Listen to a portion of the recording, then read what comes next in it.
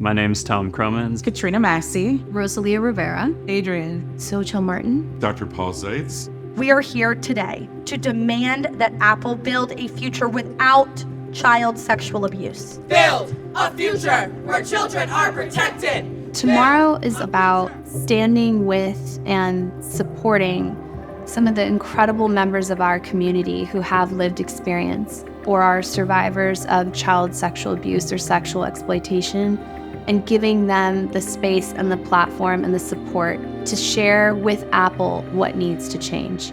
Because that's who we should be following in this movement, is their voices. I am a survivor of childhood sexual violence at the hands of my father. I made a personal commitment that I would do everything I could to protect all children. There is an international crisis of online childhood sexual violence, where children today are being exposed to the risk of sexual violence through apps, through the iCloud, and we can stop it. We can prevent that from happening. I'm a survivor of a sexual assault I experienced during my time in the Boy Scouts. In a moment, my life had changed. An older scout ripped away my innocence and threatened my life if I didn't keep quiet. Now imagine that moment was captured. Imagine that older scout shared the photos or videos with others on iCloud in an effort to harass or to extort me. What happened to me one time alone in the woods, this assault that no one else could see, broke me in a lot of ways.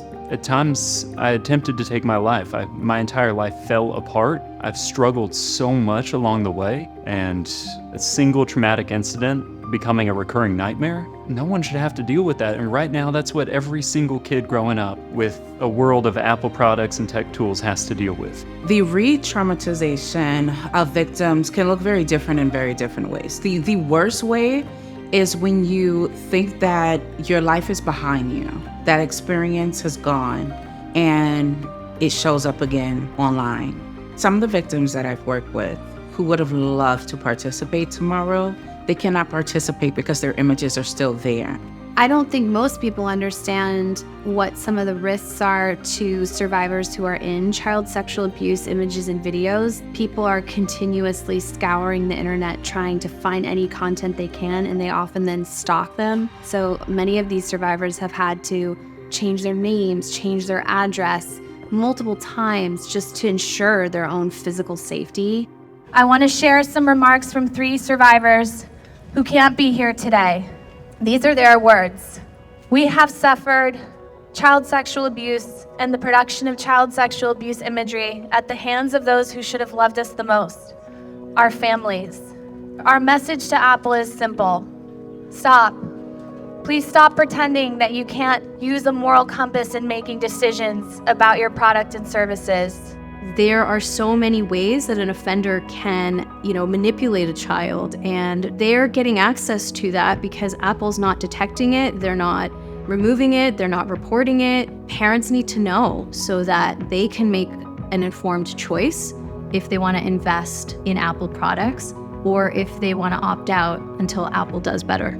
Apple, why didn't you report the thousands of pictures and videos of child pornography on his iCloud? You could have saved many children's lives, however you knew it and didn't report it.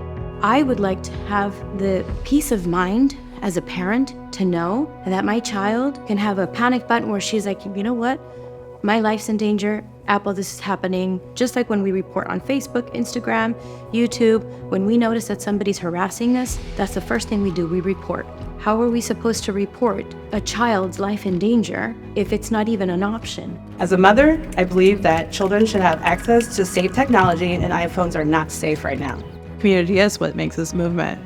It's all about the community. It's all about survivors getting together and being there for each other. Moments like this remind you that being brave does not mean being alone. This is a movement that's out there. There are people all around the world that are saying we need to keep our children safe. We are building a movement to end childhood sexual violence. Until companies like Apple, the most valuable companies in the world, are willing to put the well-being of children over profits exclusively, we're going to show up. We're going to show up and we're going to be a voice and hold them accountable.